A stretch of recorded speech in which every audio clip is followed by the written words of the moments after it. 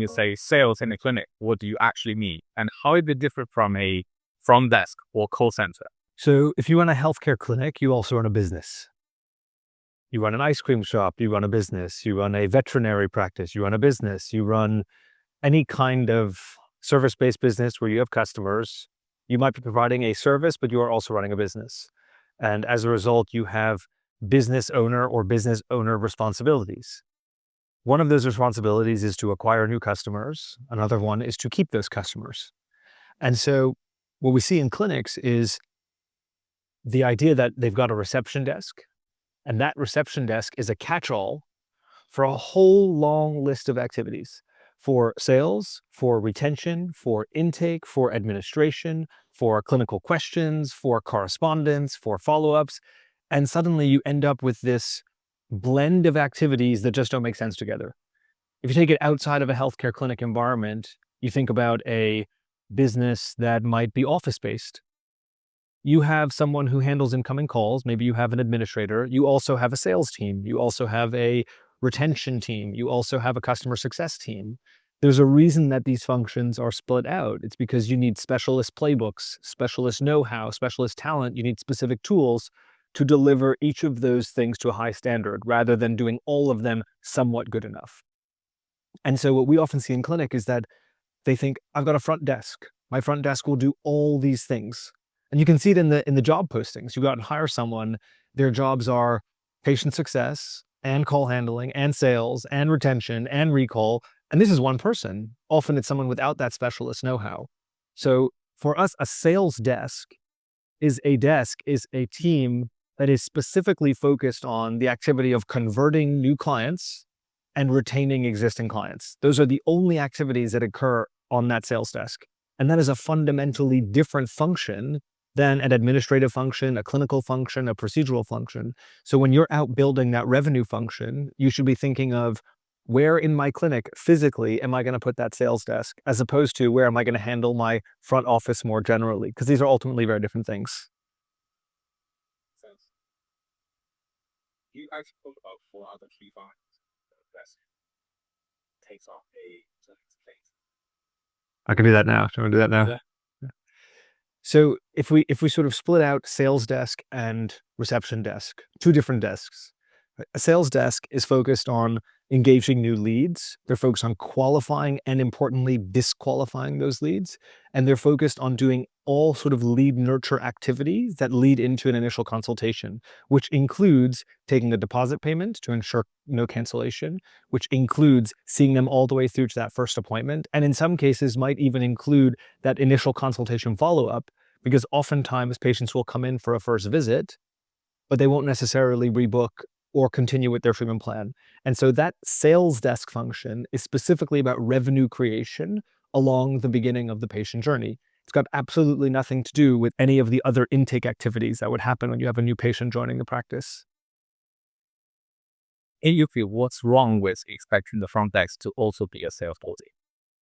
I mean, you covered it quite a bit, but So the expectation, I guess, that's the aspect. So if you run a practice, let's say you run a 2 million a year turnover dental practice, medical aesthetics practice, chiropractic practice, you've got 6 or 7 or 8 treatment rooms. You've got 30 people on staff. 2/3 of those are clinical. Maybe 1/3 of them are administrative or patient facing, but not in the treatment room.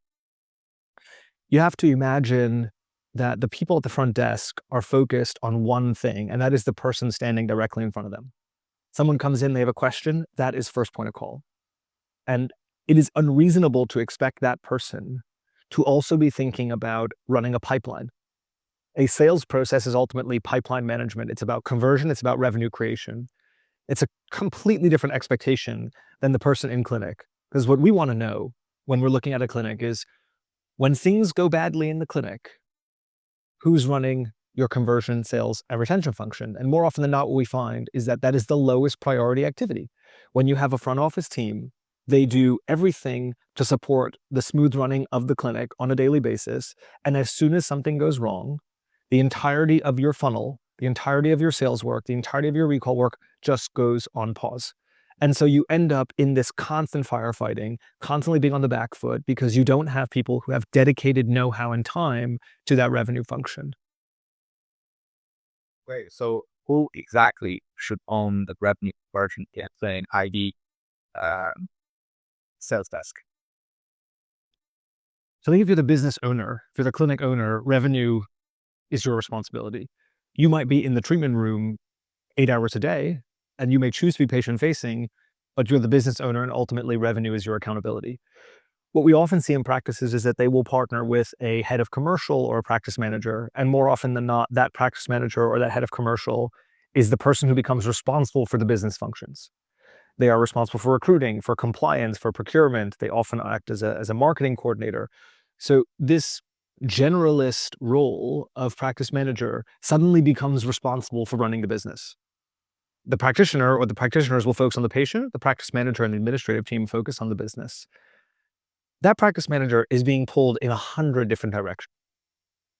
They have compliance responsibilities. They have technology responsibilities. In some cases, they have finance responsibilities. So to expect that person to also be hands-on, living in the appropriate level of detail to run a high-performing sales function, it's not going to happen. So oftentimes, that practice manager will deputize the responsibility to a front-of-house lead. Now, that front-of-house lead is probably someone who is a trusted pair of hands, who you know handles patient inquiries to a really high standard. So you've now got 2 or 3 degrees of separation from business owner to front-of-house lead. And that front-of-house lead is spectacular more often than not. They are really, really administratively efficient, very operationally organized, very patient-centric. Not a salesperson, not motivated by revenue, not motivated by recall. And so even though they know that this fits inside of their responsibility, the conversation between practice manager and front of house lead goes something like this. Are we looking after recall? Oh, well, we have all these other patients that have other problems that we need to deal with. And so we'll do recall next month. And next month often means let's run a marketing campaign. Let's send out a summer special. Let's do something that doesn't really address the recall issue, but instead puts a Band-Aid on a solution. Doesn't really work. Doesn't hold true for a long period of time.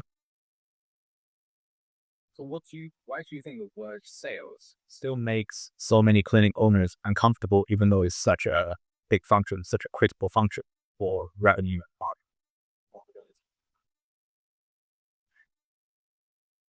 I think there is a I think there is an emotional and intellectual gap between sales and healthcare. And I don't really know where it comes from. I mean, maybe here in the UK, you have a nationalized public healthcare service, and so maybe there's an assumption that it shouldn't necessarily have a commercial slant. I'm not sure what the origins of that discomfort exactly are, but the reality is that sales is not a bad thing.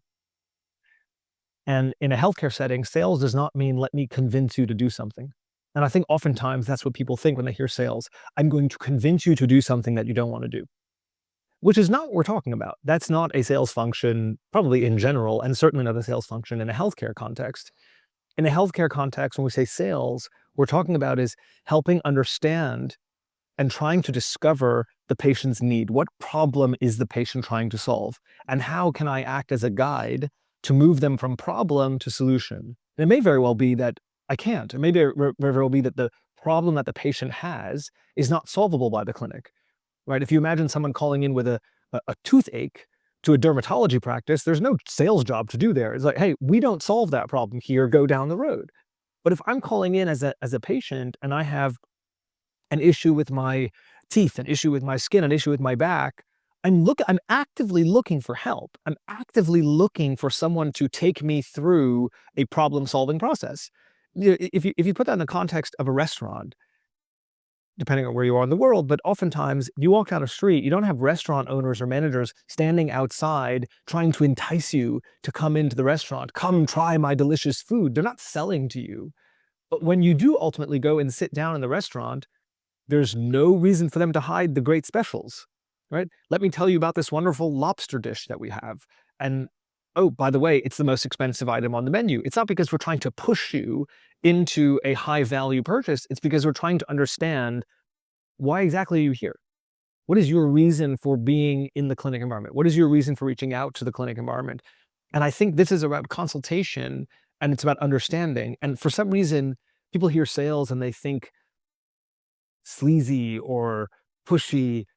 Neither of those things are true, at least if they're done well. If they're done poorly, I can understand why that would be the case. But certainly in our environment, we're looking for sales to be a journey of supporting someone who's actively trying to solve a problem and is reaching out to you for help.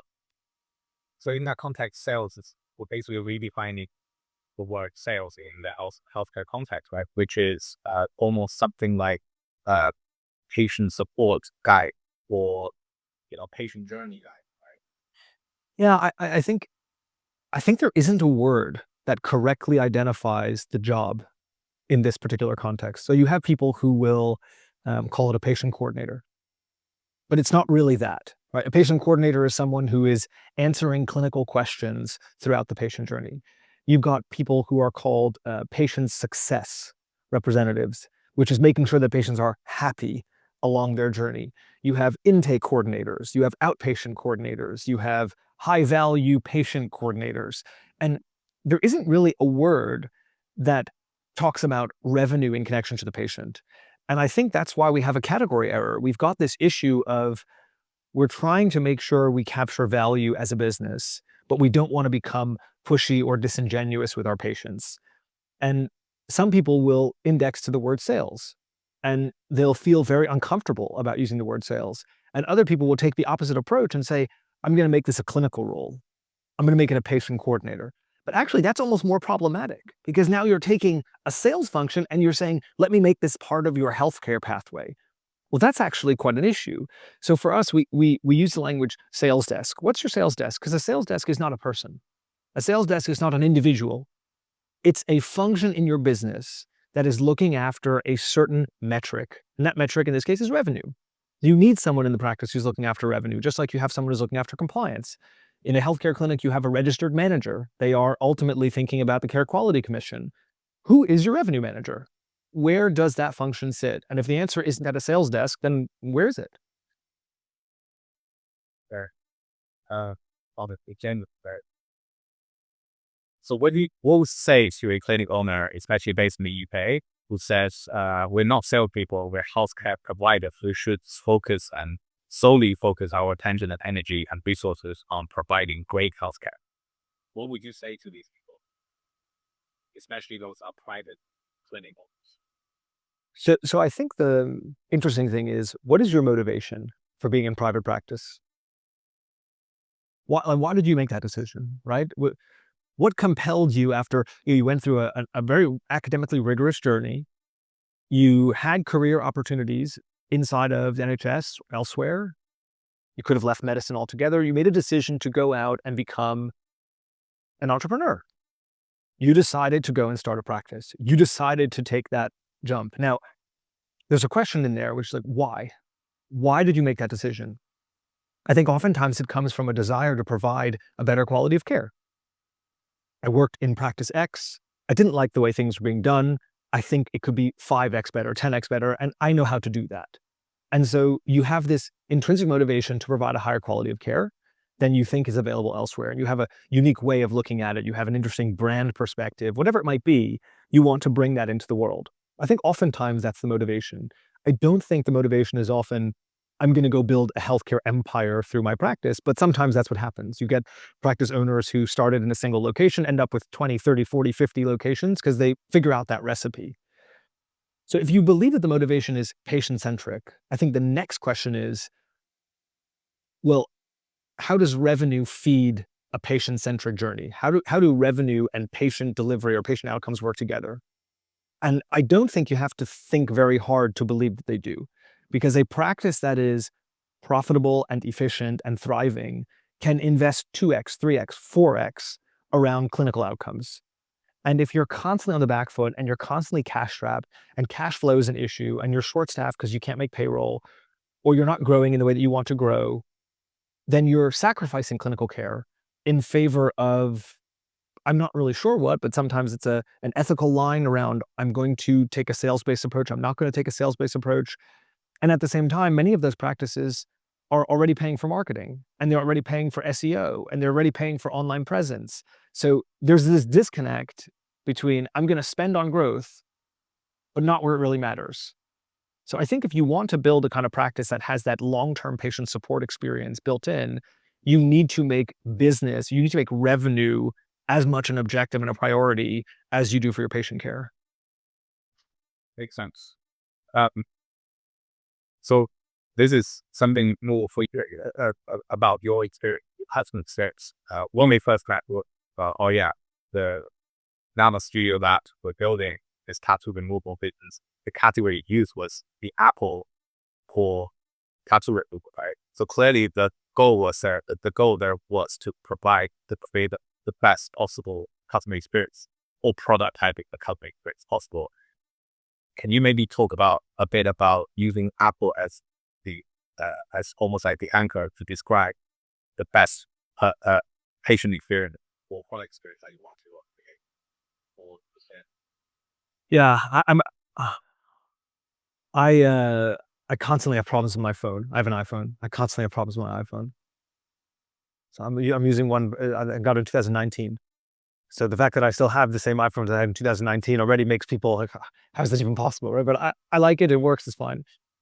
So when I have issues with my iPhone, I call the Apple helpline, whatever it is, and they answer. They answer quickly, which is hard to believe when you think about a consumer service at that scale. It's like, how exactly do you get someone to answer the phone that quickly? And let me tell you something, when that person answers the phone, that is a delightful experience. They will triage the issue down to exactly what your problem is quickly.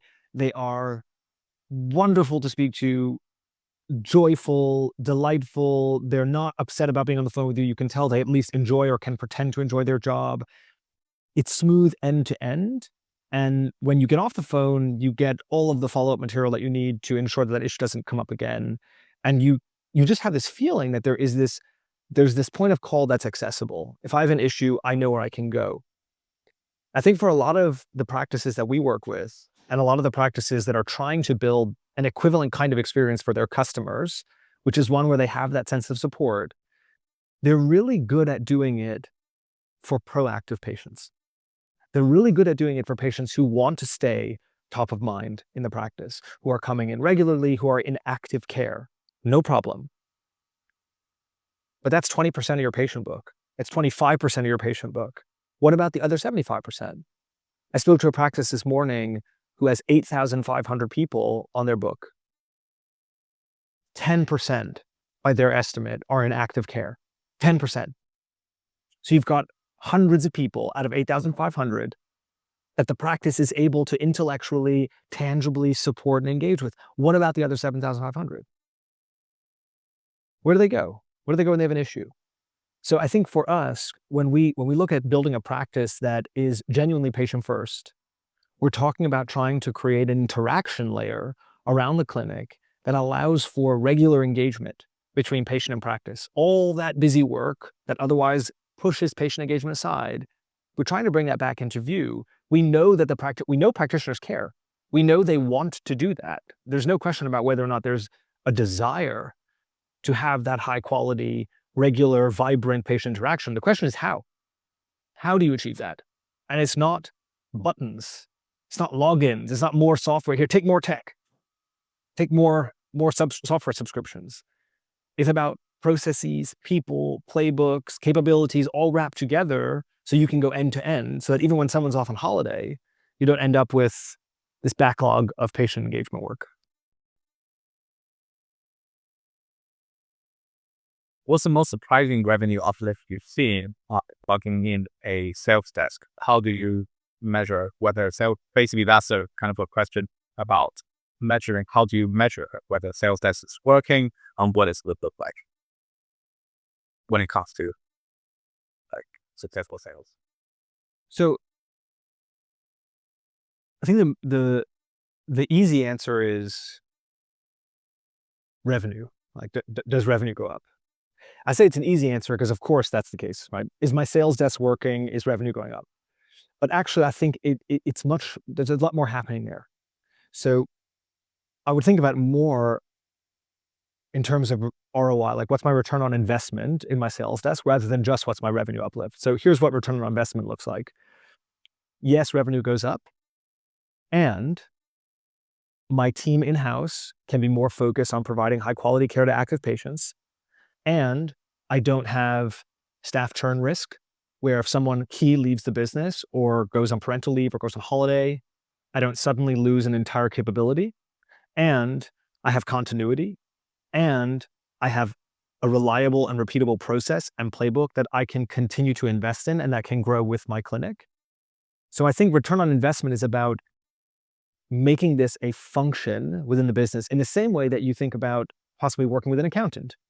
When you work with an accountant, they provide an outcome, but they also might provide infrastructure for high quality financial management. They might provide infrastructure for how exactly you forecast or plan or think ahead. And it's quite similar when we think about a sales desk. Sales desk is not only about revenue outcomes, but it's also about thinking ahead. Oh, you're investing in marketing. Oh, you want to bring in a new service. Well, let's make sure that that funnel can support a new service. Let's make sure that if you go out and run a new campaign, that that campaign has some kind of response mechanism internally to capture that lead volume.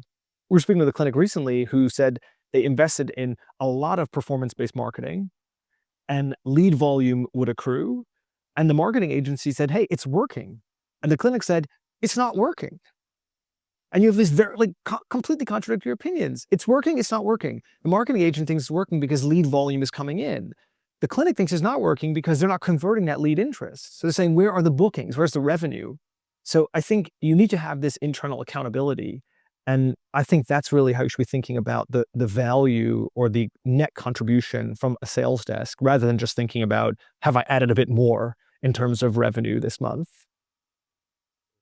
So the following question, we'll probably can use it for the course, right, the program that we discussed.